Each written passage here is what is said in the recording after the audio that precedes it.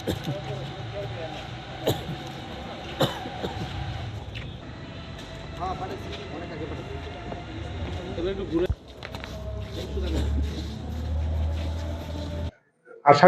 ইব্রাহিম ওরফে সাগর এইটা করার জন্য, তার অটোটি ছিনতাই করার জন্য সে 5 তারিখ বিকাল 5টার দিকে সে ডিসোপেন 2 এক ধরনের মাদক চেতনানাশক এই 5টা ট্যাবলেট কিনছে। সে মোহাম্মদ আলী প্লাজার লিটনের দোকান থেকে সে 5টা ট্যাবলেট কিনছে ওই দিন বিকাল বেলায়, 5 তারিখে বিকাল বেলা কিনে এই আমাদের যে ভিকটিম, যাকে নিয়ে আমরা আলোচনা করছি, ভিকটিম শাহজালালকে ফোন দিয়ে বক্তারকান্দি তে তার দেখা হয়েছে 5:30টায়।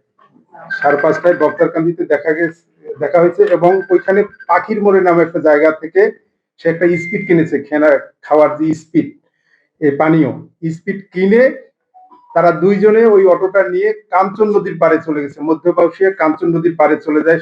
নতুন এবং ফিরে আসা গ্রাহকদের জন্য নগদে চলছে ক্যাশব্যাক সহ প্রতিদিন হাজারো উপহার জেতার সুযোগ। হবে আশা আর ফেরা, সারপ্রাইজ সেরা।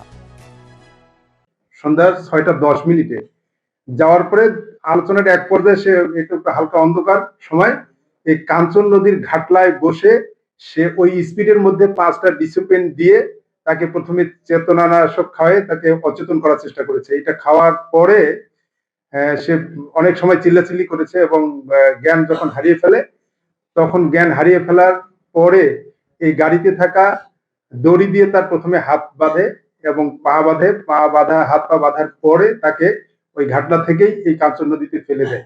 ফেলে দিয়ে সে এই অটোটি নিয়ে সে রওনা দেয় কুমিল্লার চান্দিনা থানার মাধাইয়া বাস স্ট্যান্ডে চলে যায়। সেই অটোটা নিজে চালায় চলে যায় এই ইব্রাহিম ওরফে সাগর। যাওয়ার পরে সেখানে তার বন্ধু আগে থেকে ফাহিম মূলত একজন পিকআপ চালক, এই ফাহিমকে সে ফোন দেয়। ফাহিম সেখানে আসে এবং ফাহিমকে সেখানে সে বিস্তারিত ঘটনা খুলে বলে যে আমি একজনকে হত্যা করে অটোটা নিয়ে পালিয়ে এসেছি, আমার এই অটোটা তুমি কিনে নাও বা একটু বিক্রির ব্যবস্থা করে দাও। তখন এই অটোটি কেনার জন্য ফাহিম বলে যে অটোটি আমি কিনে নিচ্ছি 47,000 টাকায়। সে তাদের মধ্যে দফারফা হয় যে 47,000 টাকায় সে অটোটি কিনবে। 47,000 টাকার মধ্যে 1,000 টাকা দেয়। পরের দিনের এটা ঘটনা, মানে 6 তারিখের সকালের ঘটনা বলছি।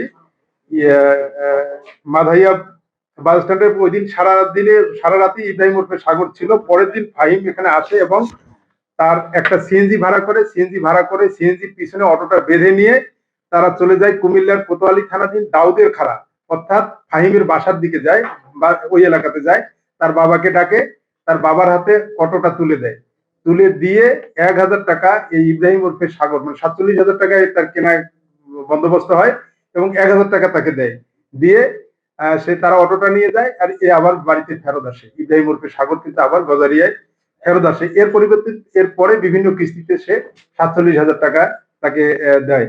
তো এই হলো প্রাথমিক কাহিনী। আমরা মানে আমরা টোটাল ভাবেই আমরা এটা ডিটেক্ট করেছি। এটা মূলত একটি মানে অটো ছিনতাইয়ের ঘটনা থেকে শুরু করে এই হত্যাকাণ্ডের ঘটনাটা সংঘটিত হয়েছে। আমরা যদিও কয়েকদিন সময় লাগলো, কিন্তু আমরা চেষ্টা করেছি ঘটনাটার পুরোটা মোটিভ তুলে নিয়ে আসার, যে কি কারণে এই ধরনের হত্যাকাণ্ড সংঘটিত হয়, কি রাস্তার পাশে নদীর ধারে কেন ডেড বডি পাওয়া গেল। তো আমি আপনাদেরকে এই ঘটনার পুরো বিস্তারিত জানালাম। আপনারা জানেন যে